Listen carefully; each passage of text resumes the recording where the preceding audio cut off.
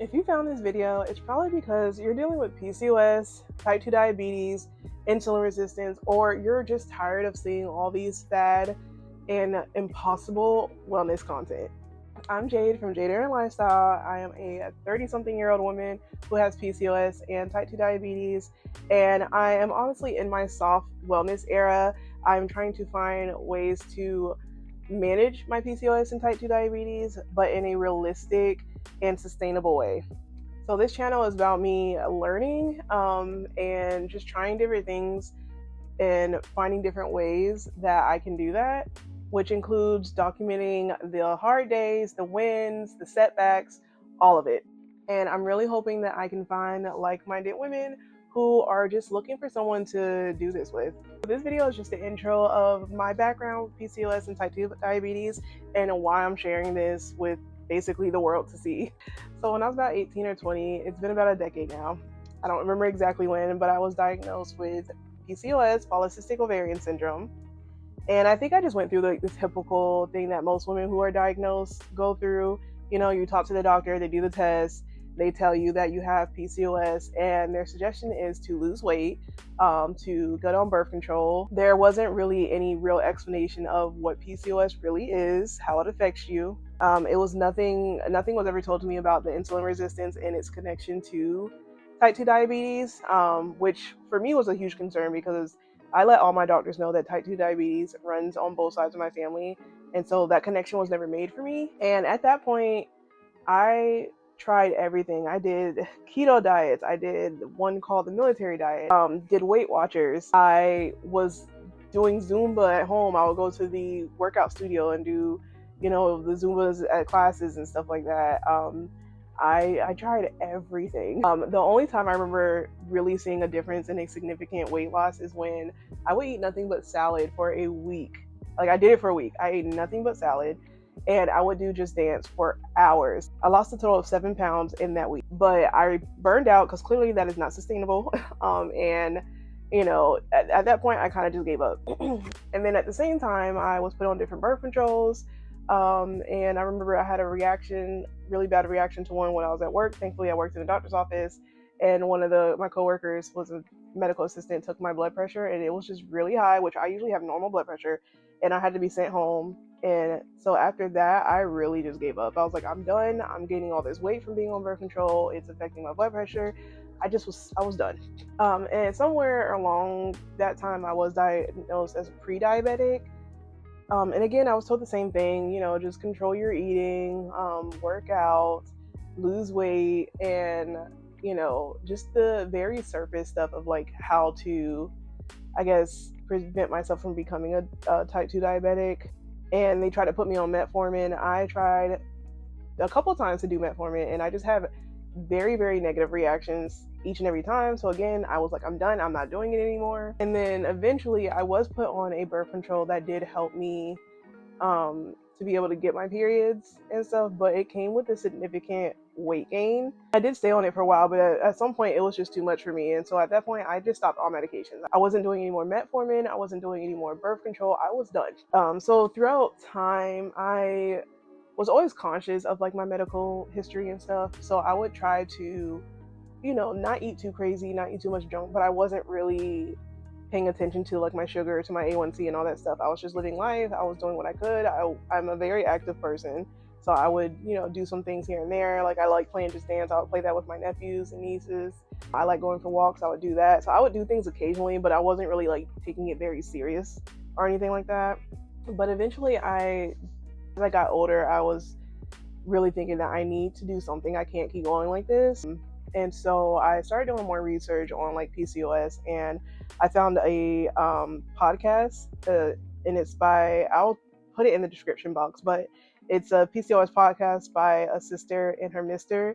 I'm going to say their names wrong, but it's by Talian and Sirac, I think. I think I said that wrong, but I'm going to tag it. They really helped me understand how PCOS works, how it affected the body, some natural ways that you can help manage it, to help manage the symptoms. And then I started like later on TikTok following the PCOS mentor, which his name is Drew barred, I believe. And I think my real breaking point when I was really like, okay, you need to manage this, is seeing my grandfather in the hospital, because he was type 2 diabetic and he didn't manage it. This man was literally eating like fried food and like junk food in the hospital, knowing that he's dying from like type 2 diabetes. I know there's something I can do to help prevent certain things. So like, why not take that control and do that instead of just letting yourself go? And so I was just like, I really just have to get it together. I have to put my energy and effort into myself, because you only get one life, you only get one body. So like, let's do it. So that's when I started my back to me, my first back to me challenge. And I did a 30-day challenge of me just doing 30 days of YouTube workouts.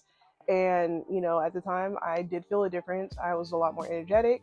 I was taking my vitamins. I could think more clearly. The brain fog wasn't as heavy. And, so at that point, that also wasn't completely sustainable to me, because realistically, I'm not working out every single day, which is what I did in my 30-day challenge. And so I really had to think about like how I can do this differently.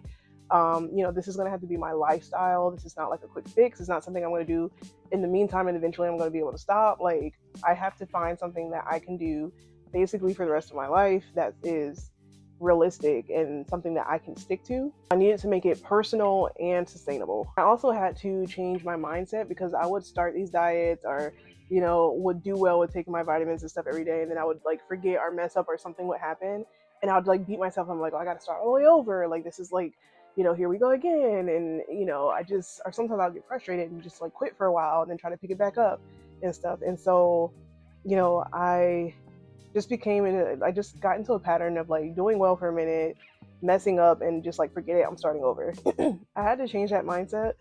And instead of thinking like, oh, well, I messed up, so now I have to start all the way over, it's, I messed up, but we're going to pick up where we left off. Like, you had one bad day doesn't mean that erases all the other good days. So just pick up to that next day and just start again. Like, not start over, just keep going. So I call this my soft wellness era. And what that actually means to me is sustainable. And I know I say that word, you're going to hear that word a lot throughout like all my content probably. But, that means having like rest days, realistic expectations, not having to be perfect. And like, again, back to that mindset of like, one bad day does not erase all the progress that you made. Not like a loosey-goosey or lackadaisical like thought process of like wellness.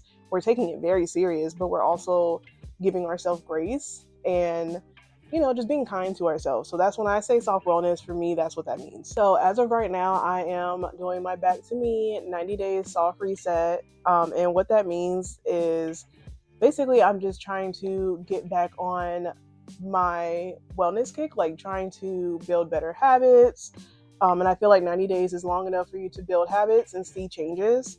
And I'm sharing content on Instagram and TikTok and my YouTube shorts already. I'm really just focused on my sugar and like my A1C right now. Like, yes, I do want to lose weight, but right now I feel like more importantly, I need to work on like the internal part of my health. So I'm not putting a heavy emphasis on my weight loss right now.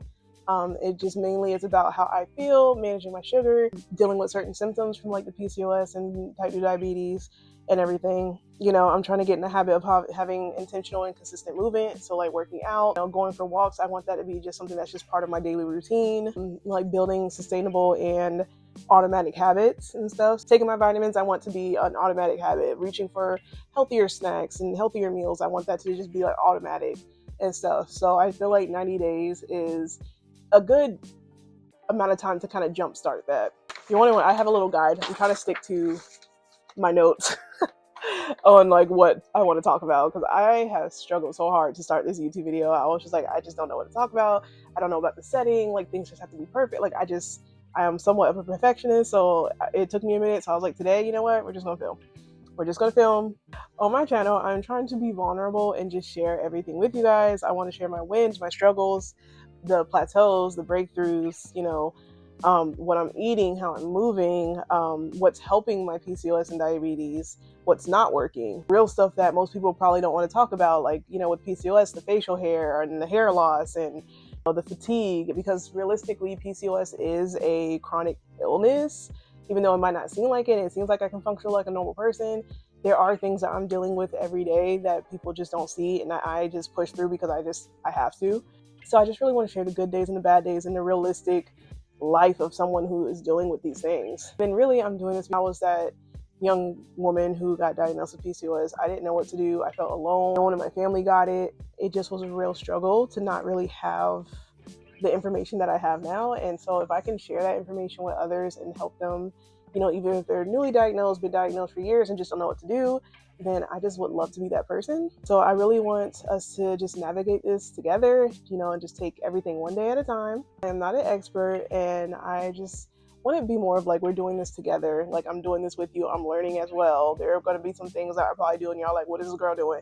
In a world of like fad diets and quick fixes and expensive like programs and stuff, I just want it to be something and go somewhere to where it's just like we're not doing all that, we're just doing what we can. So if you're someone who has PCOS, type 2 diabetes, insulin resistance, or you're just tired of seeing the all or nothing wellness, subscribe to my channel. I am trying to post every other week for now, so like twice a month on Sundays, and it'll just be a mix of updates, tips, just real conversations, what I'm learning. I want it to be like we're just chatting and talking about what's going on in life, how we're dealing with things. You can follow my other platforms on Instagram and TikTok at Jade Lifestyle. So I just hope that you guys find my content helpful, and just want to tag along for this journey. Again, I don't have all the answers. I'm figuring this out as I go along. I just know that doing this alone makes it harder, so why not invite other people into this journey with me that I know are struggling with the same things. So please, in the comments, let me know your thoughts. Tell me your story, your struggles, what you're working on, what kind of support you need. Again, I'm not an expert, so I'm not going to offer any medical advice, but maybe you just want someone to chat with, or maybe you just want an opinion on something. Let's do this together. We are trying to get back to you, back to me, back to us. I will see you in 2 weeks with my next update.